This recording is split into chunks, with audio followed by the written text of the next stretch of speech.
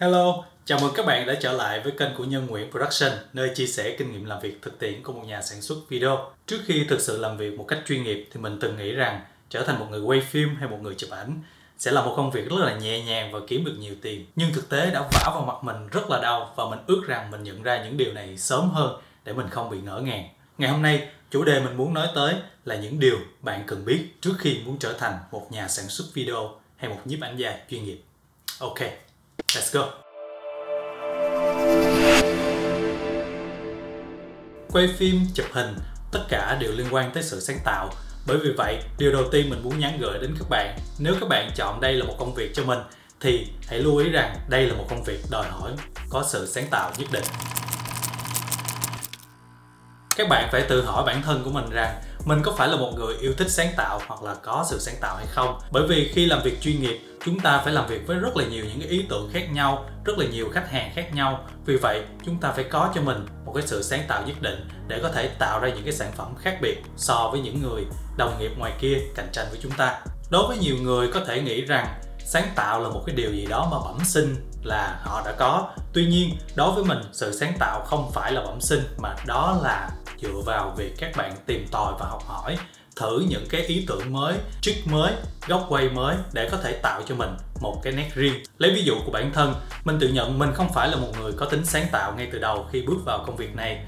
Tuy nhiên, mình yêu thích nó và mình đã dành rất là nhiều thời gian để nghiên cứu trên YouTube những cái mẫu video quảng cáo hoặc là những cái bộ phim hay để mình xem cách họ đặt những cái góc quay, cách họ di chuyển và cách họ edit video như thế nào để tạo ra một cái sản phẩm hay và cuốn hút. Vì vậy, sự sáng tạo hoàn toàn có thể tập luyện và tích góp được qua thời gian. Qua việc học hỏi những cái sản phẩm hay, những cái tác phẩm đẹp, các bạn có thể có cho mình những cái kỹ thuật riêng cho bản thân và giúp ích cho công việc của mình trong tương lai. Chính vì chúng ta cần bỏ rất là nhiều thời gian để học tập và tìm hiểu. Vì vậy, đây là điều thứ hai mà mình muốn lưu ý đến các bạn. Công việc này đòi hỏi các bạn phải đầu tư một lượng thời gian và tiền bạc nhất định. Như mình đã nói trước đó, công việc này đòi hỏi các bạn phải có thời gian để nghiên cứu về những cái kỹ thuật quay nè, những cách di chuyển, cách sử dụng ánh sáng, cách editing và cách sử dụng các trang thiết bị khác nhau để thể hiện ý tưởng của mình. Quá trình này yêu cầu chúng ta phải bỏ rất là nhiều thời gian để có thể nghiên cứu và thực tập. Ngoài thời gian thì ngành nghề này cũng yêu cầu các bạn cần có một cái số vốn nhất định. Như các bạn cũng biết, những cái trang thiết bị dùng để quay phim, chụp hình thường thì nó có giá rất là đắt. Và tất nhiên không phải ai cũng có điều kiện để đầu tư cho bản thân mình một cái máy ảnh hay một cái máy quay xịn để bắt đầu công việc này, đúng không? Ngoài ra, để tiết kiệm những cái thời gian học tập thì chúng ta cũng phải bỏ tiền ra để mua những cái khóa học hoặc là tham gia những cái lớp học để nâng cao tay nghề, nâng cao trình độ. Tuy nhiên có một điều rất là may mắn là chúng ta đang sống trong thời đại Internet. Mọi thứ chúng ta đều có thể học online, đặc biệt là YouTube, nơi mà cộng đồng quay phim chụp ảnh phát triển rất là mạnh. Các bạn có thể thoải mái xem những cái video trên YouTube, chia sẻ về những cái kinh nghiệm, học tập những cái kỹ thuật mới và xem những cái video review về sản phẩm để có thể tiết kiệm được thời gian học tập, tiền bạc đi vào trường lớp và đặc biệt là tiền bạc để đầu tư vào thiết bị. Cũng giống như video này, nếu các bạn xem qua và biết được những điều chúng ta cần lưu ý trước khi bắt đầu quyết định bỏ tiền ra để học hoặc là làm việc mua thiết bị cho công việc này thì các bạn đã tiết kiệm được rất là nhiều thời gian để chọn cho mình một cái con đường sự nghiệp đúng đắn. Vậy thì ngại gì bấm like và subscribe cho kênh của mình. Ok, tiếp tục. Ở thời điểm hiện tại, chỉ cần một chiếc smartphone hoặc là một chiếc máy ảnh giá rẻ, chúng ta hoàn toàn có thể tạo ra một video nhìn rất là đẹp và chuyên nghiệp. Cũng chính vì sự dễ dàng tiếp cận đó mà công việc này ngày càng trở nên cạnh tranh. Đặc biệt là đối với những bạn trẻ khi mà mới vào nghề, sẵn sàng hạ giá dịch vụ xuống rất là thấp để có cho mình được cái cơ hội làm cái công việc này. Mình không đánh giá những bạn này bởi vì đối với bất kỳ ai khi bắt đầu công việc này, họ luôn muốn hy sinh một điều gì đó để có thể có cho mình một cái cơ hội để thể hiện cái khả năng của bản thân. Vì vậy mà mình có một cái lời khuyên cho các bạn rằng đừng nên dùng hết tất cả những số tiền mà mình có để đầu tư vào một cái máy quay thiệt là xịn và nghĩ rằng khách hàng có thể trả cho mình một cái số tiền lớn để mình có thể quay phim cho họ. Không có chuyện đó đâu. Thay vào đó, các bạn hãy đầu tư cái số tiền đó để chúng ta có thể học tập và tìm hiểu thêm những cái kỹ thuật sử dụng máy quay và những cái góc quay cũng như edit video làm sao cho nó hấp dẫn. Sau đó, những cái trang thiết bị xịn chúng ta hoàn toàn có thể đi thuê hoặc mượn của những cái đồng nghiệp nếu như khách hàng có yêu cầu đặc biệt. Và điều cuối cùng cũng như là điều quan trọng nhất mà mình muốn nhắn gửi đến các bạn rằng đối với tất cả những cái ngành nghề sáng tạo thì công việc này đòi hỏi các bạn phải bỏ cái tôi của mình xuống và không dành cho những ai có sự tự ái cao.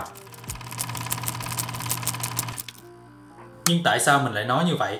Chẳng phải là những ngành nghề sáng tạo như là vẽ, design, quay phim, chụp hình chúng ta cần có một cái tôi nhất định để có thể thể hiện được những cái ý tưởng của bản thân. Tuy nhiên là trên thực tế, nếu như các bạn muốn sản phẩm của mình đến được với nhiều người thì các bạn bắt buộc phải biết lắng nghe khách hàng và lắng nghe những người xem họ đang muốn xem những gì. Khi bắt đầu làm công việc này, mình từng rất là căng thẳng và mệt mỏi và gần như muốn bỏ cuộc, bởi vì mình đã bỏ rất là nhiều thời gian để quay, để chụp, edit rất là nhiều và hy vọng rằng khi mà khách hàng họ nhìn thấy họ sẽ wow và khen ngợi video của mình.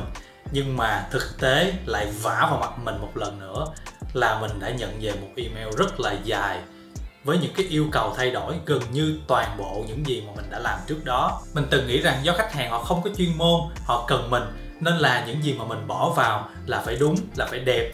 Mình không muốn nhận được những cái feedback, không muốn thay đổi những gì mà mình đã làm. Cũng chính vì vậy mình cố giải thích và rất là khó chịu mỗi lần mà nhận được feedback.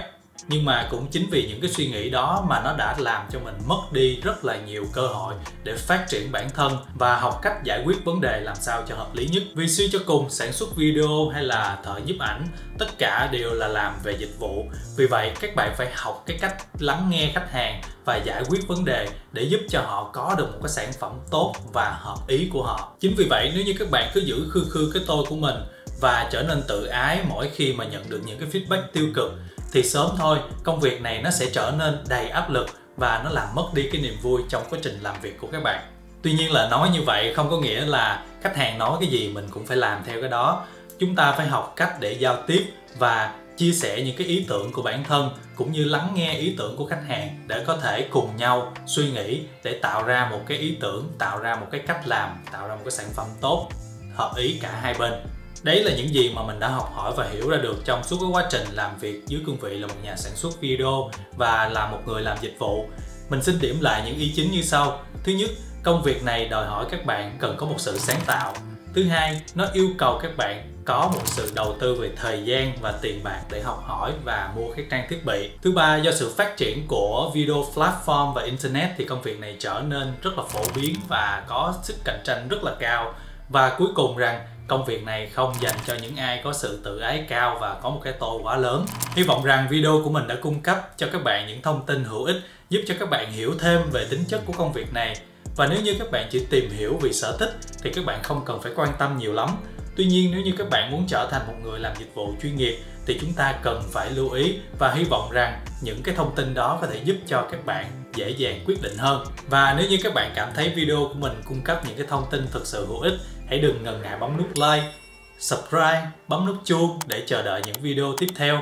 Và nếu như các bạn có những cái ý kiến mà cho rằng đó là một trong những cái đức tính mà phù hợp cho một người làm dịch vụ, một người làm sáng tạo, hãy đừng ngần ngại comment phía dưới để cho mình biết. Mình rất sẵn sàng chào đón tất cả những cái comment, những cái bình luận của các bạn và chúng ta sẽ cùng nhau phát triển trên con đường sự nghiệp này nhé. Hẹn các bạn trong video tiếp theo. Peace!